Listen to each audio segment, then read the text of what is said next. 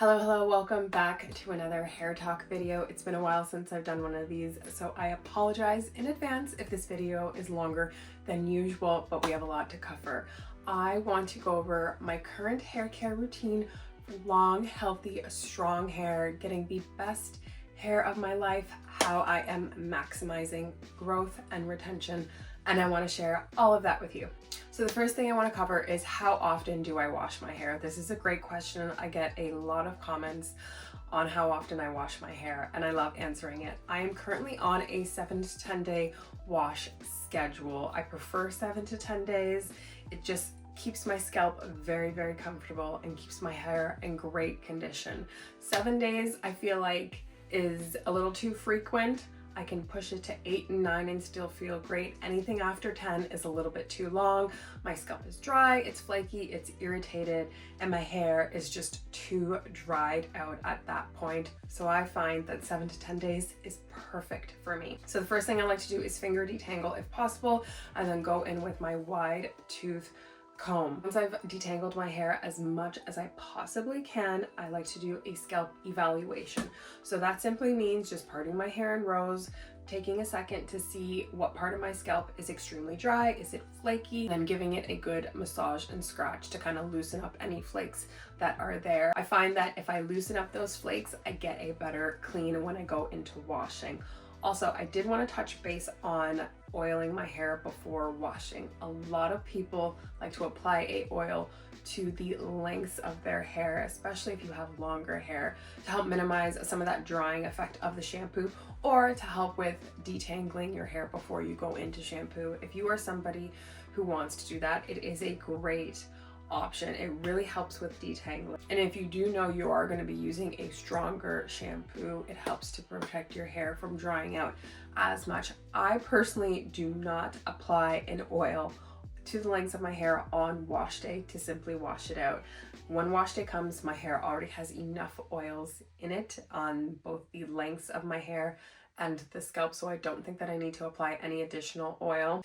And for those of you who are wondering, how do I know if I need to use like a medicated shampoo or a clarifying shampoo or just a moisturizing shampoo? That is why it's so important to take this time during your pre-wash routine to evaluate your scalp and evaluate your hair. If I do notice that I have a lot of dandruff or my scalp is extremely itchy, I'm going to use a medicated shampoo, and that's always a Head and Shoulders shampoo, and I'll do like a treatment form of that. I'll pour a little bit into a bottle, dilute it, apply it to the scalp, massage it in, leave it in for 10 to 15 minutes, then go in with shampooing my hair normally. If I find that my hair just needs a great clarifying treatment, I'll use something like my Herbal Essence shampoo that really clarifies my hair, or a Way shampoo. And if my hair is just feeling normal, I'll just go in with any other regular shampoo, which all those shampoos are more moisturizing for my hair. Number 3, how I wash my hair. I personally prefer to wash my hair in the kitchen sink. I do not have a tub, so I can no longer wash my hair or the edge of the bathtub that I used to do a few years ago. I have a stand-up shower. And I personally do not like washing my hair standing up in the shower. I find that I'm able to get better access to my scalp using my fingers if my hair is flipped over. Also, I do not like standing in the shower being dripping wet and cold, and I'm not the kind of person that's going to keep the water running on hot just to keep my body warm. It's a waste of energy and it's a waste of water. Also, if you do not feel like those are good enough reasons yet to wash your hair in the kitchen sink, and you're somebody that really loves just the experience of locking yourself in your bathroom, it feels like a spa treatment, you are getting to just spend some good time on doing your hair, but you notice that you have just extra irritated skin on your neck, your chest, your shoulders, your back, you're getting a lot of acne, a lot of breakouts. I find that a lot of people have been complaining that they're having just weird acne in those areas. And I honestly think it's because of our shampoos and conditioners. When we're doing our hair, we're in the shower and we're sitting, waiting for those products to kind of sit in. Our skin is absorbing all that extra moisture as well as all that extra product. And a lot of those ingredients in our shampoos and conditioners are sometimes irritating our skin. Great for our scalp. Sometimes they're causing our skin to react in a way that we don't want, and then a lot of people end up like, I have these weird breakouts on my back. I just prefer to keep everything in the sink. I can wash my hair with ease. I can get access to the back, the front, the sides. I remove all the dishes, give the kitchen sink a good clean, wash my hair, and then clean the sink again, and it's good to go. And I always shampoo my hair twice. This is such a game changer. 10 years ago, I never shampooed my hair twice, and then I realized how much better my hair felt after shampooing when I did 2 washes. I just use a little bit more shampoo for the first wash. So I'll apply the shampoo into my hands, I'll rub it in between my fingertips, depending on the kind of shampoo, and then I'll apply it to my hair, scrub, scrub, scrub. The water's off during this time. Add a little bit more water to help further distribute the shampoo, and then rinse and then repeat, and I have a great wash at that point. After I shampoo my hair, I go back into the bathroom. Honestly, the whole routine kind of just flies by. That pre-wash routine takes like 10 minutes. Shampooing my hair takes about 10 minutes, and then when I'm back in the bathroom, now I'm going to detangle my hair and apply my conditioner. That takes 15 to 20 minutes, depending on how much time I want to spend applying the conditioner. So I'll go back in with my wide tooth comb, my detangling brush. This one is from Crave Naturals. I got this from Amazon. The combination of these two I use to detangle, and then I apply the conditioner to my hair. I find that I apply the conditioner more evenly, and I end up using significantly less conditioner when my hair is detangled first. A lot of people do not like to detangle their hair either dry or detangle their hair without product, which makes sense. But after I've cleansed my hair and it's wet, I find that if I detangle very gently, I can detangle without conditioner in my hair. So I detangle, I apply the conditioner top to bottom. I do not let the conditioner touch the scalp. That was another big thing that I had to learn, to avoid letting the conditioner touch my scalp. I get it as close up to the roots as possible, all the way down to the ends, and make sure not to neglect the perimeter of my face as well as the back of my head. So I'll apply the conditioner, and then I'll put all my hair up into a bun, and then apply a little bit of extra conditioner to the hairline and the back again, just because those are my extra dry spots and extra weak spots that I do find that I am more prone to damage. And after I throw my hair up, I'll put a plastic bag on it, or a shower cap, or a bonnet. I'll wrap it up with a microfiber towel, or just put like a winter hat over top, just to kind of help seal in that moisture, get my scalp and my head hot. I'll be walking around, I'll be moving. If I'm not able to like sit under a hooded dryer, or sit with a steamer, or sit with my blow dryer aimed at my head, and all of those are great options if you want to help elevate your deep conditioning routine, by the way. And I want to try to make this video not product specific, so I'm not going to go too much into the products during this time, but I want to say that I am not very picky in terms of products that are labeled as conditioners versus hair masks versus deep treatments. I just like to find conditioners that say words that align with my hair goals and my hair needs. Smoothing, moisturizing, keratin, if you're planning on heat styling, if you have color treated hair, words like that, because I heat style, I have color treated hair, I want to keep my cuticles strong. So if there's any ingredients that are meant for bond repair, restructurizing, strengthening, those are the words I like to look for when I'm picking out my conditioners, versus, oh, does it say it's a conditioner, or does it say it's a mask or a deep treatment? And I do not like products though that are too thick, that make it hard for me to thoroughly apply the product in my hair. I like products that have really, really great slip, which means they have like a higher water content. And I like to sometimes add additional water to the conditioner to help it smooth out even better. And that way I can go in with a brush afterwards and make it sure that every strand is coated with conditioner. Please, when you are applying your conditioner, it's not going to do anything if there are massive chunks throughout your head that conditioner never touches. So take your time to apply your conditioner. And that's why I like doing it outside of the shower, because I can sit down, look in a mirror, and I can see and make sure that I'm not missing any spots. And I apply my conditioner in 4 sections. Always section out your hair. Make sure you're going underneath. Make sure you're going over top. Make sure you're going on the sides. Use like a praying hand method. Rake the product down your sections, down the length of your hair. Rub it in to make sure you do not miss any parts. Product application is so important. No matter what product you are using, if you are not applying it thoroughly, you will have gaps in your hair. So after about 30 minutes, 45 minutes, sometimes an hour, sometimes an hour and a half if I have even more time, after deep conditioning my hair, I will go back to the kitchen, I will rinse it out and back to the bathroom, and I go straight into blow drying my hair. A lot of people like to let their hair air dry and then blow dry their hair. Not me. I like to blow dry my hair while it is wet. So I will rinse out the conditioner, put my microfiber towel on my head. This stays in my hair maximum 3 minutes just to soak up the excess residual water so I'm not making a mess on the floor. I take it off, I section my hair back off. I do a total of 6 sections when I blow dry my hair, 3 on both sides. It's my Red Pro blow dryer. This one is red, my previous one was blue.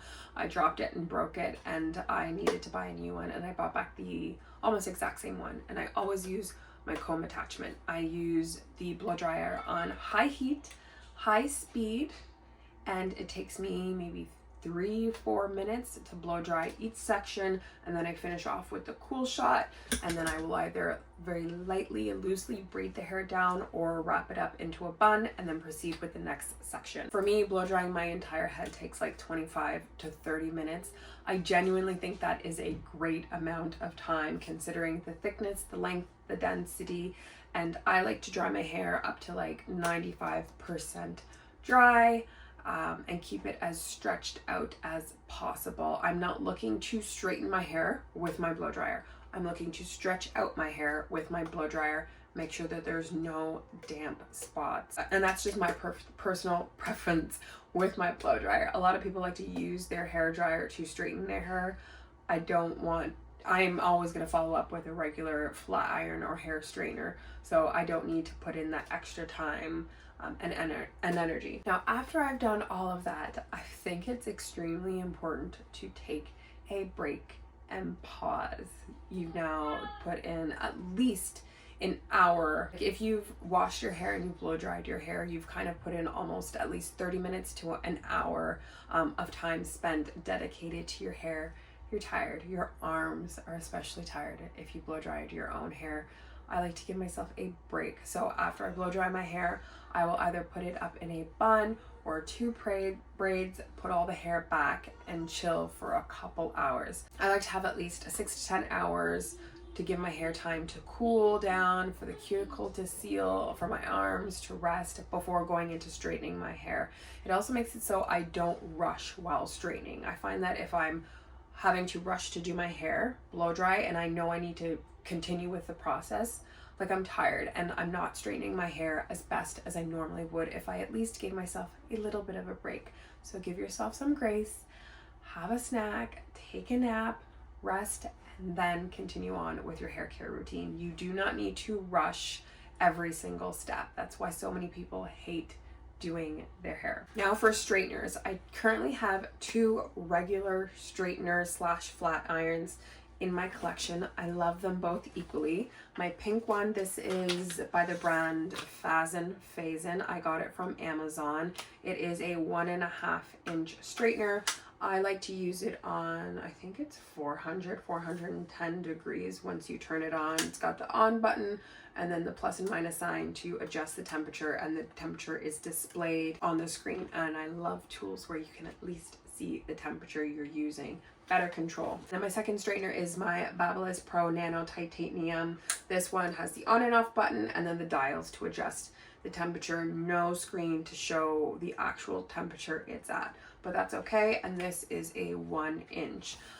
For the longest time I was using just this one for the entire year, and my other 1.5 inch Babyliss Pro I gave away, so I repurchased this and I finally took it out the box. So I interchange between the 2 of these. They're both great. I love them. I honestly, for the longest time, only ever used a Babyliss straightener. I've tried Chi, I've tried GHD, But out of the three, this was always the best until I found this, and I think these are both like on par. I'd give both of these like a 10 out of 10. So when I go in with straightening my hair, I'm sectioning my hair off again, doing it in small sections, and then I chase the straightener with my rat tail comb. This comb that I use is Red by Kiss. These are carbon fiber combs, I believe, so they're heat resistant. There's a lot of combs out there look just like this in design, and I've tried before and I've ended up melting. They are not good to use to chase your hair while straightening. So make sure you find a heat resistant comb. This is so strong, so sturdy. It's not going to break.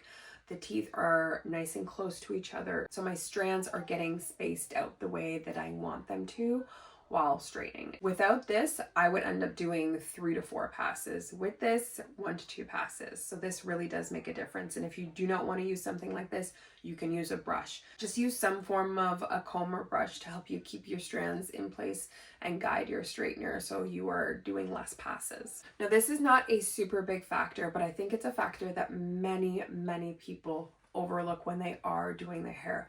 I find that a lot of people, especially when they go to the salon and they get a silk press or they get their hair straightened, they always end up putting a product on their edges at the end. This is something that I absolutely do not do.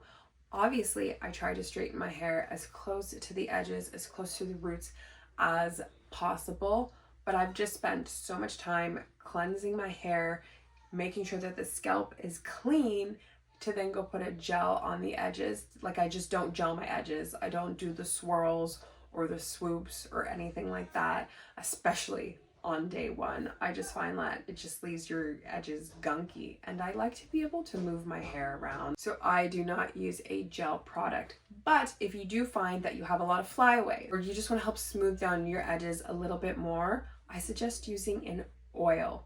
Apply an oil and then put like a bandana on or a headband just to keep it flat. That really does help to combat a lot of that baby hair frizz that you may want to get rid of, but not necessarily use a gel product to create hardness and stiffness. So it takes about an hour to straighten my hair. I'm now done it. How am I preserving my straight hair throughout the days? So at nighttime, I do a few different methods. I will either put my hair all the way back, I will do one long braid loose, or I'll do a very loose bun. So I'll kind of swirl the hair, get a satin scrunchie and secure it like this, or we'll wrap it up in a bun, secure it with a satin scrunchie, or I will do 2 braids, or I have been loving, and in the previous years I was never doing this, but it has made such a game changer to how much fun I've been having with my hair. And a lot of the times people forget that you should be having fun with your hair. You should be having fun on your hair care journey. So if you find something that makes doing your hair fun, incorporate it and keep doing it. And for me, it's heatless curls. I have a few different things that I use at night to do heatless curls, heatless waves, but I do like to get a nice little curl once in a while. My favorite I have been using is my Yoni Best heatless overnight curling rod. These are so fabulous. Many years ago, I got something like this from Forever 21. It had like a satin outside. It was very hard and very stiff. I used it once. It was extremely uncomfortable to sleep in. But this, like, you can feel that it's a very thin piece of wire inside of it, but this is so thick but very soft and cushiony and bendy. I can sleep with this and have zero pain. There's no neck pain, no headache. I just sleep very comfortably in this, and thus I use it very often, and it gives me great results. I can put it in my hair and it takes no time and I'm done. The second thing that I have been using are these kinds of rods. These are a little bit more stiff to sleep in. I have a total of 6. I find to get the best results, I use 4. And it also gives me a really great curl. Everything that I use gives a slightly different curl, and that's why I find like it's good to have a variety of tools based off of the look you want at the end.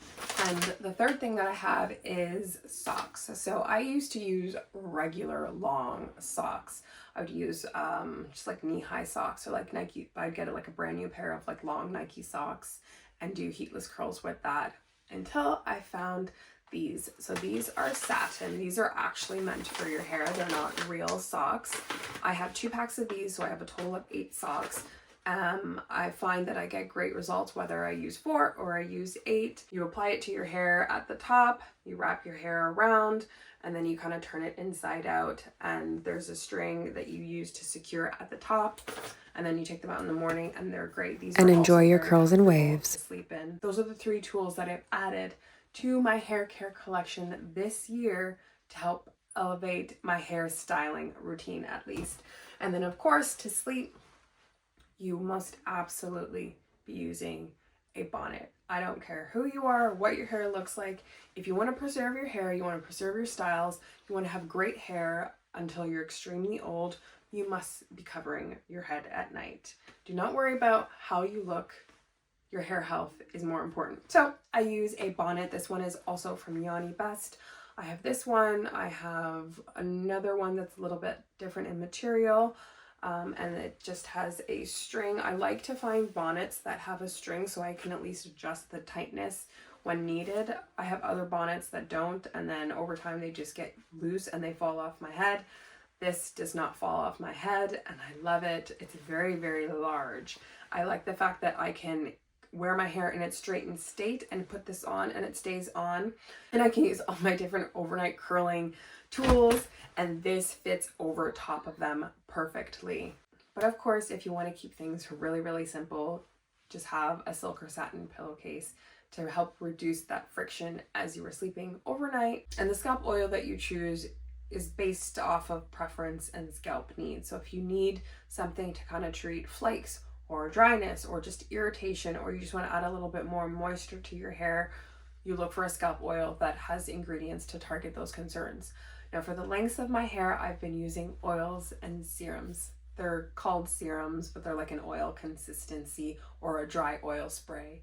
That is something that I have not been doing in the previous years, and I have incorporated into my hair routine this year, and it has made maybe the biggest difference in the quality of my hair and the softness and the shine. I've had very shiny hair over the past few years, but keeping the softness has always been an issue. Reducing frizz has been an issue. Adding a serum to my hair is a game changer. I highly recommend, if you don't have one yet, or you have not been incorporating that into your routine, give it a try. It does not matter the price. If you want to find something more affordable like an OGX, or you want to go on like an Olaplex higher end, try both, whichever one. I just think that adding it into your hair midweek helps to increase softness, helps to increase shine, helps to reduce frizz, and especially helps when you're doing these overnight curling methods. It helps to kind of just give your hair life again, get rid of some of that dullness. So those kinds of products have been so helpful to my hair care routine. I think I've done enough rambling for this video. The point is, no matter what routine you do, you must create a routine. If you think that you can just kind of do your hair willy-nilly, you have no plan in place, you're not paying attention to how your hair reacts, you're not going to see the results that you want to see. Pay attention, listen to your hair, learn your hair, figure out what products work for you, and create a routine. Just keep doing those things. Habitual, make it a habit and make it fun, and you will have the healthiest, strongest, shiniest hair of your life. You will see your hair retain what it is growing, and you'll have fun. And that's the whole point of this, is to pour love and nourishment into our crowns. So if you enjoyed this video, please give it a thumbs up. I love doing these sit down talking videos where we are just pouring out tips and tricks for getting the best hair ever. And I will see you in the next video. Peace out.